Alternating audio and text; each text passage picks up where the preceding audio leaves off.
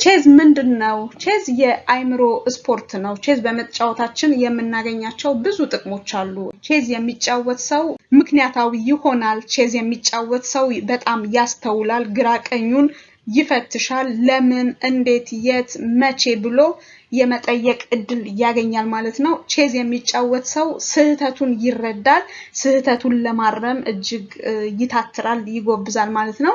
ቼዝ የሚጫወት ሰው ነገሮችን ቶሎ ይረዳል። ቼዝ የሚጫወት ሰው በትምህርት እጅግ በጣም ይልቃል፣ ይጎብዛል፣ ቶሎ ይረዳል ማለት ነው።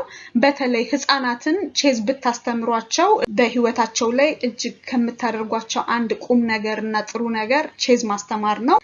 ቼዝ እንግዲህ ከሚሰጠው ትልቁ አንዱ ጥሩ ነገር በራስ መተማመን ነው፣ ስህተትን ማመን ነው፣ ምክንያታዊ መሆንን። እንግዲህ በውጭው ዓለም ቼዝ በጣም ይፈልጋል፣ ይታወቃል። አብዛኛውም ሰው ቼዝ የመጫወት ልማድ ያለው ማህበረሰብ ነው ያለው።